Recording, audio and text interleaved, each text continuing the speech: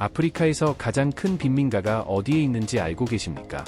많은 사람들이 머나먼 사막 한가운데나 전쟁의 참화로 폐허가 된 지역을 떠올릴지 모르지만 놀랍게도 그곳은 빠르게 발전하고 있는 케냐의 수도 나이로비 중심부에 자리하고 있습니다.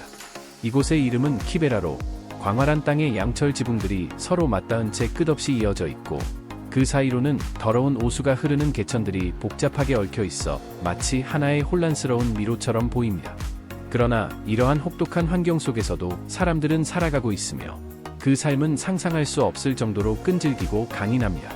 현재 키베라에는 20만 명이 넘는 사람들이 살고 있으며 이들은 기본적인 위생시설조차 갖추지 못한 채 하루하루를 버텨나가고 있습니다. 깨끗한 물을 구하기도 어렵고 이 지역은 행정적으로도 공식적인 인정조차 받지 못해 정부의 보호나 지원에서 철저히 소외되어 있습니다. 쓰레기를 태우는 연기로 뒤덮인 공기 속에서 사람들은 여전히 살아가고 있고 겨우 한 사람이 지나갈 수 있을 만큼 좁은 골목길에서는 아이들이 그 모든 더러움과 위험 속에서도 웃음을 터뜨리며 뛰놀고 있습니다. 이처럼 나이로비의 눈부신 발전 한가운데 존재하면서도 마치 전혀 다른 세계에 있는 것처럼 외면받고 있는 키베라는 현대 도시 속에 숨겨진 가장 날것의 현실을 보여주는 또 하나의 층위입니다. 이번 여정은 단순히 빈곤한 삶의 모습을 보여주기 위한 것이 아닙니다. 우리가 지금까지 들어보지 못했던 키베라 사람들의 목소리, 공식 기록에 남지 않은 그들의 투쟁과 이야기, 그리고 하루하루를 살아내는 조용하지만 강한 생존의 힘을 전하고자 합니다. 무관심 속에서 버텨온 이들의 존재를 조명하며 우리는 그들의 세계에 한 걸음 더 다가가게 될 것입니다. 1. 키베라, 이름 없는 땅. 아마도 많은 사람들이 키베라라는 이름을 한두 번쯤은 들어보았을 것입니다. 하지만 이 이름의 어원이 누비아어, 키브라에서 왔고 그 뜻이 바로 숲이라는 사실을 아는 사람은 많지 않습니다.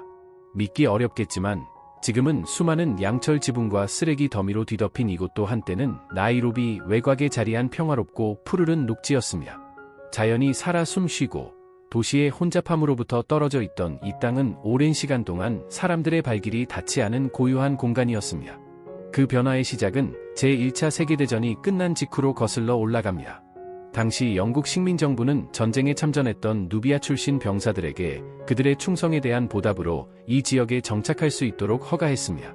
하지만 그들이 받은 것은 일시적인 사용권에 불과했고 법적 보호는 전혀 없었습니다.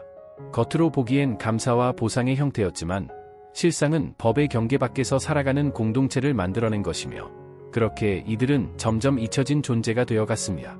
시간이 흐르며 처음에는 조그마한 정착촌에 불과했던 이곳은 점차 확장되었고 수많은 사람들이 몰려들면서 키베라는 아프리카 대륙에서 가장 큰 빈민가로 성장하게 되었습니다. 2025년 기준으로 이곳에는 최소 30만 명 이상이 거주하고 있으며 일부 조사에 따르면 50만 명에 육박할 수도 있다고 합니다. 하지만 이 모든 인구가 살아가는 면적은 고작 2.5제곱킬로미터에 불과하며 이는 뉴욕의 센트럴 파크보다도 작은 규모입니다. 이렇게 협소한 공간 안에 수십만 명의 사람들이 빼곡히 들어차 살아간다는 사실은 쉽게 상상하기 어렵지만 그 믿기지 않는 현실이 바로 오늘날 키베라에서 매일같이 벌어지고 있는 일입니다. 키베라가 어떻게 이렇게 거대한 존재로 성장하게 되었을까요? 대답은 급속한 도시화와 행정 실패의 역사 속에 숨어 있습니다. 1970에서 1980년대, 케냐는 대규모의 농촌 인구가 도시로 몰려드는 이주 현상을 겪었고, 많은 사람들이 더 나은 일자리와 교육, 자녀들의 미래를 위해 나이로비로 향했습니다. 그러나 급격히 늘어난 인구에 비해 도시 인프라는 전혀 준비되어 있지 않았습니다. 주거 정책과 교통, 복지 서비스는 뒤처졌고, 이주민을 위한 합법적인 거주 공간도 충분하지 않았습니다. 사람들은 선택의 여지 없이 빈 땅에 집을 짓기 시작했고 낡은 양철, 나무 조각, 비닐천 등 손에 잡히는 어떤 재료든 활용해 스스로 삶의 공간을 만들어냈습니다. 그렇게 탄생한 도시는 법이 아닌 생존의 원칙 위에 세워진 임시 세계였습니다. 수십 년 동안 키베라는 행정지도에서 이름조차 제대로 등록되지 않은 회색지대로 남았습니다. 법적 보호는 없고 전기나 상하수도도 제대로 제공되지 않지만 이곳은 멈추지 않고 계속 커졌습니다. 이것은 도시 관리 실패의 상징일 뿐만 아니라 사회의 주변부로 밀려난 사람들이 얼마나 강인하게 살아가는지를 보여주는 살아있는 증거이기도 합니다. 토지 소유권 문제는 여전히 풀리지 않은 채 남아있으며 몇 세대째 살아온 주민조차도 법적으로 자신의 집을 소유하고 있다는 증거 서류가 없습니다. 법의 시선으로 보면 키베라는 모호하고 불분명한 지역이지만 그 안에는 분명히 사람들의 삶이 존재하고 있으며 혼란 속에서도 생생한 색채와 에너지를 품고 있습니다. 이곳의 발전은 단지 정책 실패만으로 설명할 수 없습니다. 오랜 시간 동안 국가가 외면한 자리에 주민들은 스스로 하나의 사회를 만들어냈고 그 과정에서 만들어진 집들과 거리, 마을은 모두 생존이라는 단 하나의 목적 아래 자라난 것입니다.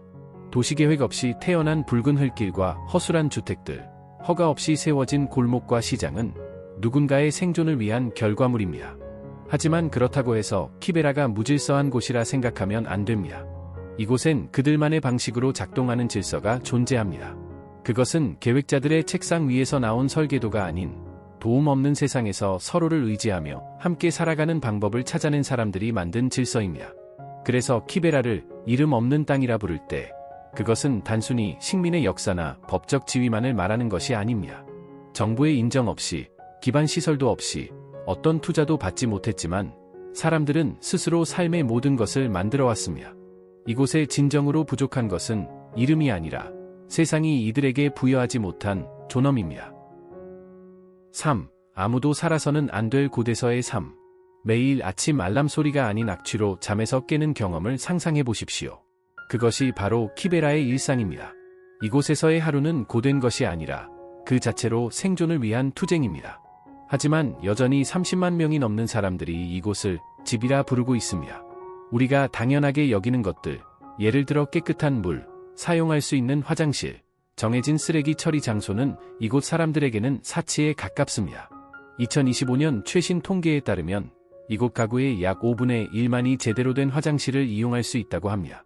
나머지 사람들은 다른 방법을 찾아야 하는데 그 중 하나가 바로 날아다니는 화장실입니다. 이름처럼 이는 배설물을 담은 비닐봉지를 묶어 근처 도랑이나 어두운 구석에 던지는 것을 의미합니다. 믿기 어려운 방식이지만 선택지가 없는 사람들에게는 유일한 방법입니다. 이러한 일이 하루에 수만 번 반복되면 어떤 일이 벌어질까요? 쓰레기와 오수가 쌓이고 공기는 연기와 썩은 음식 냄새로 오염되며 땅은 질병의 근원이 됩니다. 특히 우기에는 비가 오염물질을 거리와 가정으로 밀어넣어 위생 상태는 더욱 악화됩니다. 콜레라, 장티푸스, 설사병 같은 질병은 이곳에서 계절처럼 반복됩니다. 지난 한 해 동안에만도 나이로비 보건당국은 10,000건이 넘는 수인성 전염병 사례를 보고했으며 그 중심에는 대부분 키베라 같은 비공식 거주지들이 있었습니다. 가장 큰 피해자는 면역력이 약한 아이들과 노인들입니다. 작은 감염도 이곳에서는 생명을 위협할 수 있습니다. 심지어 화장실을 사용하는 것조차 무료가 아닙니다. 공중 화장실 한 번 이용하는데 510실링, 미국 돈으로 48센트가 듭니다. 하루 1달러도 벌기 힘든 이들에게는 그마저도 고민해야 할 금액입니다. 키베라의 역설은 이곳의 가난한 사람들이 오히려 더 많은 비용을 지불하고 있다는 데 있습니다. 수도가 없어 비싼 값을 주고 물을 사고 전기가 없어 휴대폰 충전에도 돈을 내야 합니다. 이곳에서는 가난조차도 가격이 붙습니다. 그럼에도 불구하고 사람들은 살아갑니다. 고통 속에서도 서로를 도우며 혼란 속에서도 질서를 만들며 이곳에서 그들만의 일상을 살아갑니다. 하지만 이 질문은 여전히 우리 앞에 남아 있습니다. 사람이 정말 이렇게 살아도 되는 것일까요? 이것은 단순한 인프라 부족의 문제가 아닙니다. 이는 인간의 존엄성과 직결된 이야기입니다. 첨단 기술과 고급 아파트가 몇 킬로미터 떨어진 곳에 자리한 이 도시에서 어떻게 수십만 명이 화장실도 깨끗한 물도 없이 살아가고 있을 수 있을까요? 키베라는 우리에게 외면할 수 없는 현실을 마주하게 합니다. 그리고 결국 우리 모두에게 하나의 질문을 던집니다. 인간답게 산다는 것은 과연 무엇입니까? 4. 교육과 의료, 찢어진 권리. 지식이 힘이라면 키베라의 많은 아이들은 힘없이 자라나고 있습니다. 왜냐하면 이곳에는 사실상 교육 시스템이라 할 만한 것이 없기 때문입니다. 학교라고 불리는 곳들조차 대부분은 국가의 예산이 아닌 지역 주민들의 의지와 헌신으로 간신히 유지되고 있습니다. 대부분의 학교는 정부의 지원을 전혀 받지 않으며 주민이나 지역 단체들이 스스로 세운 작은 사립기관입니다. 낡은 양철과 나무로 지어진 간이 건물 하나가 교실 전부인 경우도 많으며 2025년 기준으로 키베라 아동의 70% 이상이 이런 비공식 학교에서 수업을 받고 있다고 추정됩니다. 그러나 학교라 부르기조차 민망한 환경도 적지 않습니다. 자격을 갖춘 교사는 부족하고 교과서도 턱없이 모자라며 책상조차 없는 경우가 흔합니다. 좁고 더운 공간 안에 50명이 넘는 아이들이 부서지기 쉬운 의자에 어깨를 맞대고 앉아 한 개의 칠판을 바라보며 수업을 듣습니다. 선풍기도 전기도 없지만 그 안에는 분명히 배움에 대한 열망이 존재합니다. 그럼에도 교실은 늘 가득 찹니다. 왜냐하면 많은 부모들이 교육이야말로 자녀가 가난에서 벗어날 수 있는 유일한 방법이라고 믿기 때문입니다. 등록금이 비싸도 부모들은 식사를 거르거나 빚을 지면서도 학비를 마련합니다. 하지만 교육만으로는 아이들을 병으로부터 지킬 수 없습니다. 이곳의 의료 현실은 교육 못지않게 열악합니다. 키베라 내부에는 대형 공공병원이 없으며 제대로 된 의료센터조차 드뭅니다. 주민들은 멀리 떨어진 시설로 이동해야 하지만 비용과 시간, 접근성의 장벽은 너무 높습니다. 대신 사람들은 NGO가 운영하거나 지원하는 소규모 진료소에 의존합니다. 대부분은 물도 제대로 나오지 않고 약과 장비도 부족하며 의료 인력은 늘 턱없이 모자랍니다. 어떤 진료소는 벽 한 칸으로 구분된 작은 방 하나가 전부이며 긴급한 상황에 대처할 수 있는 수단조차 없습니다. 케냐 의사협회에 따르면 2024년 한 해 동안 키베라와 같은 빈민가 거주자의 60% 이상이 병원 대신 민간요법이나 확인되지 않은 약초로 스스로 병을 치료하려고 했습니다. 그들은 무지해서가 아니라 선택지가 없었기 때문입니다. 병원은 멀고 비싸고 때로는 아예 접근할 수조차 없습니다. 하지만 이런 절망 속에서도 희망은 사람들 사이에서 피어납니다. 몇 달 동안 월급을 받지 못해도 매일 아침 교실을 지키는 선생님, 좁은 골목길을 수킬로미터나 걸어가며 환자를 돌보는 간호사, 물에 잠긴 교실 대신 나무 아래에서 아이들에게 글을 가르치는 자원봉사자들. 그들은 돈이 아니라 믿음으로 움직입니다. 단 한 명의 아이가 건강해지고 단 한 명의 청소년이 글을 읽게 되는 것이 이곳의 미래를 바꿀 수 있다고 믿기 때문입니다. 그러나 이 이야기를 너무 낭만적으로 받아들이지 말아야 합니다. 이건 따뜻한 감동이 아니라 살아남기 위한 싸움입니다. 교육과 의료는 이 지역에서 마치 비바람에 찢겨나간 두 조각의 천처럼 불완전하지만 여전히 한 장의 희망이라는 그림 속에서 서로를 향해 얽혀 있습니다.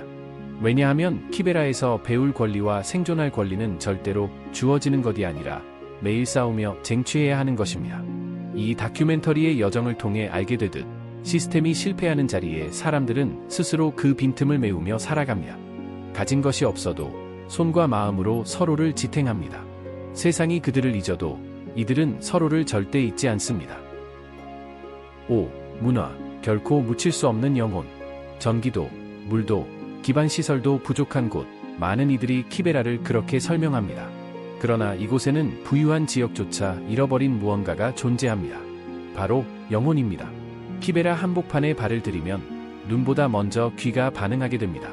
붉은 흙길을 울리는 북소리, 나무 조각과 꿈으로 세운 작은 무대에서 들려오는 아이들의 랩, 먼지 날리는 벌판에서 맨발로 축구를 하는 아이들의 환호성. 이 모든 소리는 이곳 사람들의 존재를 세상에 알리는 살아있는 목소리입니다. 가난과 결핍 속에서도 키베라는 침묵을 거부합니다. 거리 예술은 공동체의 가장 강렬한 언어가 되었고, 녹슨 철판 벽에는 화려한 벽화가 희망과 저항, 기억과 자부심을 담아냅니다. 때로는 넬슨 만델라의 초상화가, 때로는 과거의 거리 소년이자 지금은 아이들을 가르치는 선생님의 얼굴이 그려집니다. 2025년 현재 이곳에는 70개가 넘는 커뮤니티 예술 그룹이 활동하고 있으며 그중 상당수가 젊은이들에 의해 운영되고 있습니다. 그들은 붓을 들기로 선택했고 예술은 그들에게 있어 표현 그 이상, 폭력 없는 저항의 수단이 되었습니다. 레게, 가스펠, 아프로비트, 슬램 포엔니 등 다양한 장르의 음악은 이들의 감정을 담아내며 키베라의 심장처럼 하루도 쉬지 않고 뛰고 있습니다. 좁은 골목과 낡은 지붕 아래에는 작은 녹음실들이 숨어 있습니다. 한 대의 낡은 노트북과 자동차 배터리에 연결된 마이크 하나로 음악을 만드는 이들. 장비는 빈약하지만 그들의 소리는 지역 라디오를 타고 SNS를 통해 퍼지며 때로는 국경을 넘어 전 세계 무대에 닿기도 합니다. 키베라에서 문화는 단순한 오락이 아닙니다. 그것은 살아있다는 증거이며 고난 속에서도 스스로를 잃지 않으려는 노력입니다. 그리고 이 문화의 한 축에는 종교가 있습니다. 기독교 교회와 이슬람 사원이 나란히 서 있고 매일 아침 기도 소리와 찬양이 거리를 가득 채웁니다. 불안정한 삶 속에서 신앙은 사람들의 중심이자 흔들리지 않는 버팀목이 되어줍니다. 이곳의 또 다른 맥박은 바로 스포츠입니다. 키베라에서 축구는 단순한 운동이 아닌 하나의 삶의 운동입니다. 100개 이상의 세미프로 팀들이 활동 중이며 그중 일부는 과거 갱단 출신들이 청소년들을 위해 만든 팀입니다. 울퉁불퉁한 땅과 조잡한 골대에서도 아이들의 눈빛은 순수하고 강렬하게 빛납니다. 그리고 무엇보다 인상 깊은 것은 이 문화의 중심에 늘 아이들과 청소년이 있다는 점입니다. 세상에서 가장 가혹한 환경 속에서도 많은 아이들이 춤추고 노래하고 글을 쓰며 미래를 꿈꿉니다. 어떤 아이는 댄서가 되기를, 어떤 아이는 의사나 시인이 되기를 바랍니다.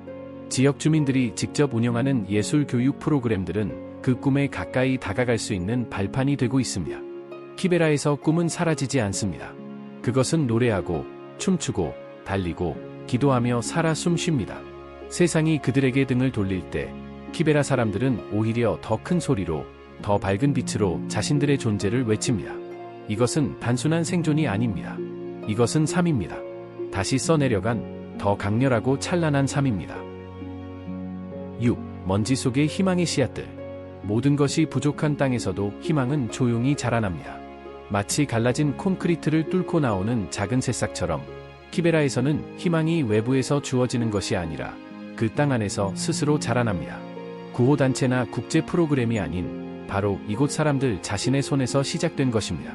최근 몇 년 사이 지역 주민들은 공동체의 문제를 해결의 열쇠로 바꾸는 놀라운 움직임을 시작했습니다. 예를 들어 한때 골칫거리였던 쓰레기는 이제 새로운 기회로 변하고 있습니다. 2025년 기준 주민들이 직접 운영하는 최소 5개의 재활용 센터가 가동 중이며 이들은 폐플라스틱을 모아 친환경 블록이나 보도 벽돌, 가구 등으로 재탄생시키고 있습니다. 환경을 정화하는 동시에 일자리도 창출하며 주민들의 삶을 개선하는 작지만 강한 변화를 만들어가고 있습니다. 땅이 부족한 이곳에서 사람들은 하늘을 올려다보기 시작했습니다. 뜨거운 햇볕이 내리쬐는 양철 지붕 위에 작은 텃밭을 만들고 케일, 시금치, 토마토 등을 재배하기 시작한 것입니다. 옥상 위의 이 도시 농장은 단순히 먹거리를 제공할 뿐만 아니라 미래에도 적용 가능한 도시농업 기술을 함께 심고 있습니다. 현재는 300여 가구가 이 옥상 텃밭 네트워크에 참여하고 있으며 점차 확산되고 있습니다. 하지만 진정한 희망은 흙이 아닌 사람들의 마음에서 자랍니다. 키베라 전역에는 소박하지만 강한 에너지를 품은 직업훈련소들이 점점 늘어나고 있습니다. 젊은이들은 재봉, 용접, 미용, 코딩 등 실생활에 필요한 기술을 배우며 스스로 자립할 수 있는 길을 찾아가고 있습니다. 빌드헤어라는 한 센터는 지금까지 500명 이상의 여성을 대상으로 건축 기술을 교육했으며 그들은 집을 지을 뿐 아니라 성별에 대한 편견도 허물고 있습니다. 이런 변화는 단지 몇몇 개인의 의지만으로 이뤄지지 않았습니다. 지역교회, NGO, 국제자원봉사자들의 꾸준한 지원이 큰 힘이 되었습니다. 그러나 그들은 구원자가 아니라 동행자였습니다. 진정한 변화는 도움을 받는 것이 아니라 존재를 존중받는 순간부터 시작되기 때문입니다. 이를 가장 잘 보여주는 사례가 바로 아미나입니다. 어릴 적 맨발로 쓰레기 더미를 지나 학교에 다니던 그녀는 지금 청소년들을 대상으로 시민권 교육을 이끌고 있습니다. 제임스는 팬데믹으로 실직한 후 생계를 위해 플라스틱 병을 주워 팔기 시작했고 이제는 재활용 기업을 운영하며 4명을 고용하는 소규모 고용주가 되었습니다. 이런 이야기들은 가난이 현실이듯 꺾이지 않는 의지도 또 다른 현실임을 우리에게 일깨워줍니다. 여전히 자원이 부족하고 과제가 많지만 조금만 깊이 들여다보면 정책보다 원조보다 더 강력한 무언가가 보입니다. 바로 절대 포기하지 않는 사람들입니다. 키베라에서 희망은 특권이 아니라 생존 전략입니다. 그것은 매일의 선택입니다. 계속 만들고 계속 나아가고 계속 믿는 것. 모든 씨앗이 그러하듯 희망도 다만 적절한 흙과 햇빛을 기다릴 뿐입니다. 그리고 그 빛을 향해 용기를 내어 뻗어나갑니다. 7. 빈민가 관광, 경험일까, 착취일까? 하지만 만약 가난 그 자체가 엽서처럼 소비된다면 우리는 어떻게 받아들여야 할까요? 최근 몇 년 사이 이른바 빈민가 관광이라 불리는 여행 형태가 눈에 띄게 증가하고 있습니다. 키베라의 좁은 골목과 붐비는 시장을 가이드와 함께 걸으며 진짜 아프리카를 경험한다는 명목 아래 수많은 국제 관광객들이 이곳을 찾고 있습니다. 표면적으로는 단순한 아이디어입니다. 진짜 나이로비를 보고 주민들과 만나고 그들의 삶을 이해하는 것. 여행사들은 이를 문화 교류의 기회로 홍보하며 지역사회의 인식을 높이고 경제를 돕는 방식이라고 주장합니다. 실제로 2025년 한 해에만 15,000명 이상의 관광객이 키베라를 방문했으며 이들이 지불한 투어 비용은 지역 프로젝트와 가이드의 생계에 도움이 되기도 했습니다. 그러나 그 이면을 들여다보면 이야기는 훨씬 복잡해집니다. 상상해 보십시오. 단칸방에 살고 있는데 어느 날 아침 낯선 사람들이 집 앞을 지나가며 빨래를 가리키고 당신의 삶을 조용히 속삭이며 사진을 찍고는 아무 말 없이 떠나버린다면 어떤 기분이 들겠습니까? 이것이 이 관광 방식의 불편한 진실입니다. 비판하는 이들은 이것이 삶을 전시물처럼 만들고 고통을 하나의 풍경으로 소비하게 만든다고 지적합니다. 존엄성, 사생활, 이야기의 주체성과 같은 깊은 윤리적 질문들이 따라붙습니다. 누가 이 이야기를 말하고 누가 이득을 얻으며 주민들이 치러야 할 감정적 대가는 무엇일까요? 일부 주민들은 자신들이 마치 동물원 속 존재처럼 느껴진다고 털어놓습니다. 그러나 동시에 특히 젊은 세대들 중에는 이러한 시선이 자신들에게 자극이 되었다고 말하는 이들도 있습니다. 외부의 관심이 오히려 편견을 깨고 자신들의 이야기를 직접 전달해야겠다는 동기를 심어주었다는 것입니다. 분명한 것은 잘 기획된 빈민가 관광은 단순한 관찰이 아닌 공동체와의 진정한 만남이 될 수 있다는 점입니다. 최근 몇몇 단체는 여행 전 사전 교육, 지역 주민들의 직접적인 이야기 공유, 수익의 커뮤니티 재투자 등 보다 윤리적인 방식으로 방향을 바꾸고 있습니다. 그러나 기준이 모호하고 관리가 부족하면 이러한 관광은 교육적 목적을 넘어 착취로 전락할 위험도 있습니다. 그렇다면 균형은 어디에서 시작되어야 할까요? 어쩌면 가장 먼저 바뀌어야 할 것은 우리의 시선입니다. 그들을 보러 간다는 관점에서 그들에게서 무엇을 배울 수 있을까로 전환되어야 합니다. 사진을 남기기보다 이야기를 듣고 침묵하는 관객이 아니라 존중하는 동행자가 되어야 합니다. 호기심 그 자체가 문제가 되는 것은 아닙니다. 진짜 문제는 그 호기심이 공감을 잇는 순간입니다. 그래서 이 질문을 던지고자 합니다. 여행자이자 시청자이며 이 시대를 함께 살아가는 시민으로서 과연 존엄 없는 공감이 존재할 수 있을까요? 존중 없는 연민은 가능할까요? 해답은 아마 이 지역을 기피하거나 무시하는 것이 아니라 그 만남의 방식을 바꾸는 데에 있을지도 모릅니다. 일방적인 관찰이 아닌 서로를 변화시키는 주체적인 만남.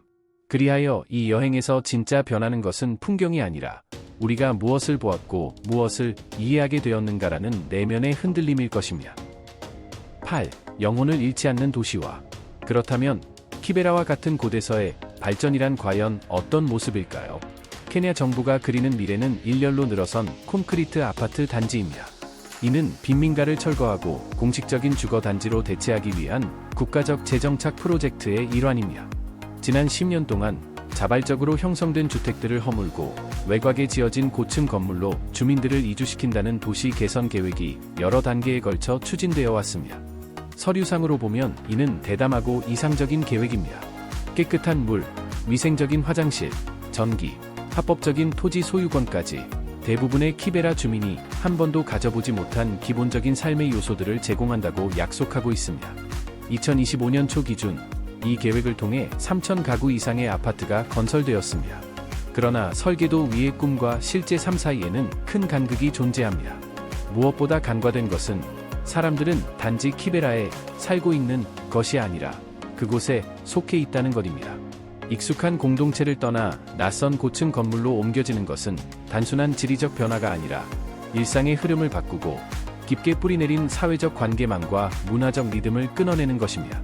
2024년 말의 설문조사에 따르면 새 아파트로 이주한 사람들 중 약 60%가 이전보다 더 외롭고 고립감을 느낀다고 응답했습니다. 심지어 몇몇은 다시 키베라로 돌아왔습니다. 왜일까요? 아파트가 공동체를 만드는 것이 아니기 때문입니다. 공동체는 결국 사람의 손과 마음으로 만들어지는 것입니다. 또한 이주 정책의 이면에는 더 큰 문제가 존재합니다. 바로 신뢰입니다. 정확히 말하면 그 신뢰의 부재입니다. 많은 주민들은 정부의 약속을 선뜻 믿지 못합니다. 숨겨진 비용, 불분명한 계약 조건, 과거의 실패 사례들은 이들을 조심스럽게 만듭니다. 실제로 앞선 주거 사업에서는 부실한 시공과 부패 의혹이 잇따랐으며 이는 이후의 모든 프로젝트에도 깊은 의심의 그림자를 드리웠습니다. 하지만 가장 본질적인 질문은 따로 있습니다. 우리는 과연 현대화와 지우지 않음을 동시에 실현할 수 있을까요? 누구도 더 나은 생활 조건의 필요성을 부정하지 않습니다. 튼튼한 집, 위생적인 거리, 제대로 작동하는 수도와 전기, 이것은 모든 인간이 마땅히 누려야 할 권리입니다. 그 누구도 존엄성과 생존 중 하나를 포기하라는 요구를 받아서는 안 됩니다. 그러나 키베라는 단순히 해결해야 할 문제의 집합이 아닙니다. 이곳은 관계와 전통, 골목길 가게, 노상 찻집, 교회, 축구 클럽, 그리고 누군가의 이야기가 오가는 공간들이 얽혀있는 하나의 살아있는 공동체입니다. 만약 그런 것들이 사라진다면 남는 것은 주택일지언정 집은 아닐 것입니다. 그렇다면 어떤 방향이 진정한 발전일까요? 도시화는 반드시 이주를 의미하지 않습니다. 메데인에서 방콕까지 세계 여러 도시들은 이미 증명했습니다. 주민을 쫓아내지 않고도 기존의 삶의 터전을 업그레이드할 수 있다는 사실을요. 하지만 그것은 더 많은 것을 요구합니다. 더 많은 시간, 더 많은 경청, 그리고 무엇보다 더 많은 포용입니다. 진정한 발전은 주민을 위해 해주는 것이 아니라 주민과 함께 만들어가는 것입니다. 그 과정의 모든 단계에서 사람들은 단순한 수혜자가 아니라 공동 설계자가 되어야 합니다. 여성의 자조 모임부터 청년회의, 지역 건축가, 시장 상인까지 키베라의 미래는 이 모든 이들의 손에서 탄생해야 합니다. 이들의 시선은 진보의 장애물이 아닙니다. 오히려 그것이 바로 진정한 진보의 설계도입니다. 결국 도시화의 미래는 건물에만 있지 않습니다. 우리가 한 장소의 영혼을 어떻게 보존하고 동시에 그 장소가 숨 쉴 수 있는 공간을 허락하느냐에 달려 있습니다. 키베라에서 그 미래는 오직 하나의 조건에서 시작됩니다. 바로 사람들의 목소리가 단지 들리는 것을 넘어 존중받는 것입니다. 우리가 키베라에서 본 것은 단지 생존을 위한 몸부림이 아니었습니다. 그곳에는 정신이 있었습니다. 창의성이 있었고 사람과 사람 사이의 연결이 있었으며 무엇보다도 결코 숫자나 편견으로 환원될 수 없는 조용한 힘이 있었습니다. 어떤 이는 키베라를 빈민가라고 부를지도 모릅니다. 하지만 이곳은 매일매일 꿈을 짓고 있는 도시입니다. 그래서 진짜 질문은 키베라가 무엇인가가 아닙니다. 진짜 질문은 당신에게 키베라는 누구인가? 입니다. 해결해야 할 문제입니까? 아니면 이해해야 할 공동체입니까? 이 영상을 마치며 우리는 여러분에게 동정심을 요구하지 않습니다. 단 하나의 것만을 남기고 싶습니다. 새로운 시선, 그것이 전부입니다. 변화는 행동에서만 시작되지 않습니다. 변화는 인식에서 시작됩니다. 그리고 때로 우리가 할 수 있는 가장 작은 일은 조금 더 깊이 바라보는 것입니다. 이 이야기가 당신의 마음에 닿았다면 댓글로 당신의 생각을 들려주세요. 혹은 당신이 알고 있는 키베라 같은 공동체에 대해 어떤 영감을 받았는지 나눠주세요. 세상의 외면된 구석, 잊혀진 이야기들을 계속 함께 여행하고 싶다면 탑신 미스터리즈 채널을 구독해주세요. 영상을 끝까지 시청해주셔서 감사합니다. 그리고 키베라를 단순한 가난의 상징이 아닌 깨어나지 않은 가능성, 사람 사이의 연결, 그리고 말없이 존재하는 용기의 상징으로 바라봐 주셔서 진심으로 감사합니다.